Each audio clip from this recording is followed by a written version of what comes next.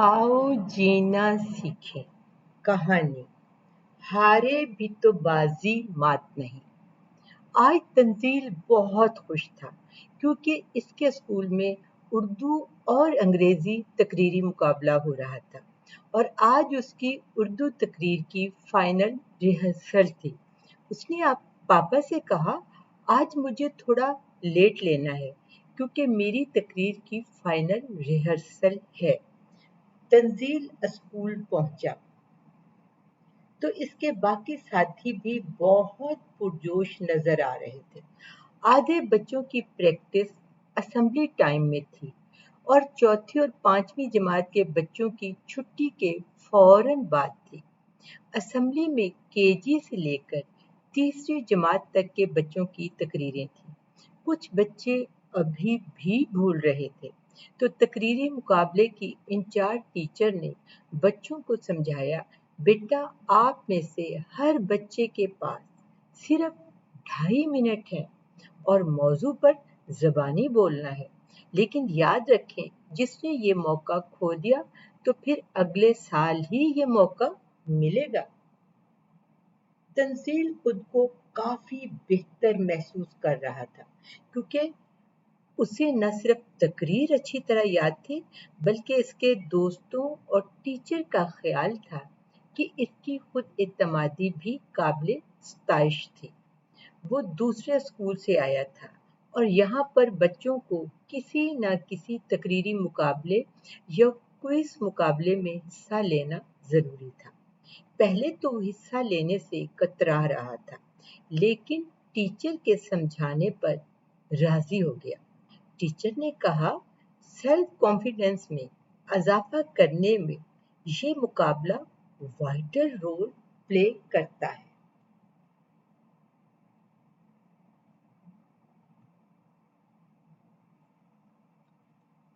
छुट्टी के बाद तंजील की जमात की बारी भी आ गई।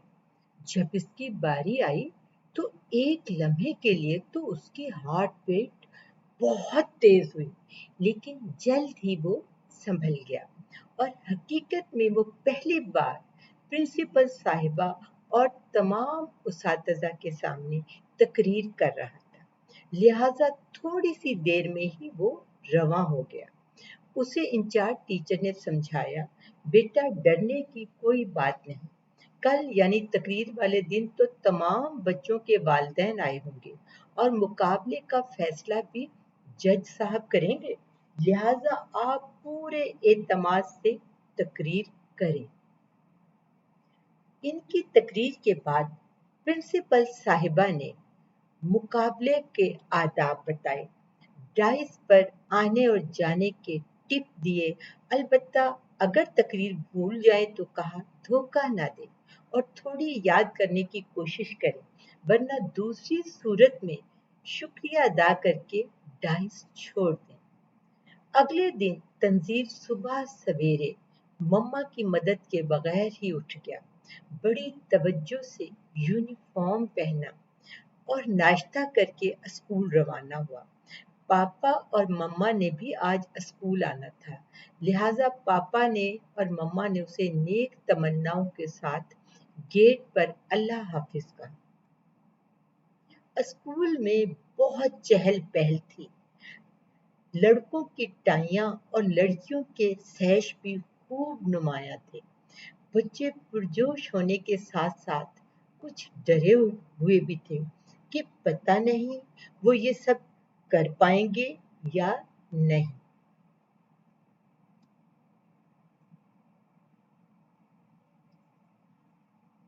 मेहमान तशरीफ ला चुके थे और 2 जज साहबान भी तशरीफ ला चुके थे। प्रिंसिपल साहिबा ने तमाम मेहमानों को खुश आमदीद कहा और जज साहबान को इनकी सीट्स पर बिठाया। प्रोग्राम्स का बाकायदा आगाज हो गया। तमाम लोग अपनी अपनी नशिस्त संभाल चुके थे। तिलावत कुरान पाक की तलावत के बाद मेहमानों के लिए वेलकम सॉन्ग गाया गया। उसके बाद तकरीर शुरू हो गई। तंजील, अहमद और सना की तकरीर सुनकर परेशान हो गया क्योंकि रिहर्सल में उनकी तकरीर एक्स्ट्रा ऑर्डिनरी थी, लेकिन अब मेहमानों की मौजूदगी से उनकी तकरीर बेहतर तो थी, लेकिन कल जैसी ना थी। अब तंजील की बारी आने वाली थी और पूरे एतमाद में होने के बावजूद उसके जिस्म का रुआं खड़ा हो गया और इसके दिल की धड़कन तेज हो गई। अपना नाम सुनकर वो जल्दी जल्दी कदम उठाने की वजह से गिरते गिरते बचा।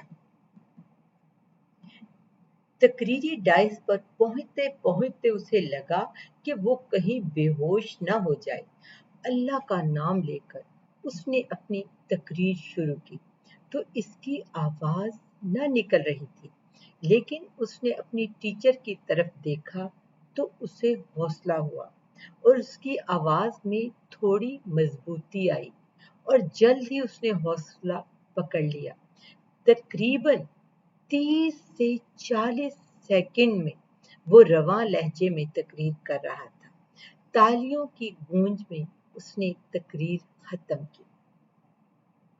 उसने जिंदगी में पहली बार लोगों के सामने तकरीर की थी और उसे तकरीरी मुकाबलों और दूसरे मुकाबलों में वाज़िह फर्क महसूस हुआ था। टीचर ने बिल्कुल दुरुस्त कहा था कि तकरीरी मुकाबले न सिर्फ दिलेर बनाते हैं, बल्कि सच्चाई से लोगों का सामना करने का हौसला भी देते हैं। उसने कोई पोजीशन भी नहीं ली थी, लेकिन ये जिंदगी की पहली ऐसी मात थी जिसमें हारने के बावजूद उसने खुद एतमादी से जीने का सबक सीख लिया था। बच्चों, आपको कहानी कैसी लगी? क्या आपने भी कभी किसी कंपटीशन में हिस्सा लिया है? किसी तकरीरी मुकाबले में, किसी क्विज प्रोग्राम में या किसी अदबी या लिटरेरी सरगर्मी में? आपका एतमाद कैसा था?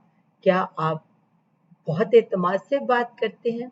अगर नहीं करते तो परेशानी की बात नहीं है। चंद लोगों के सामने बात करने का हौसला पैदा कीजिए। अगर आपके अल्फाज बहक गए हैं तो परेशान ना हो, आप जल्द बोलना सीख जाएंगे। शुक्रिया।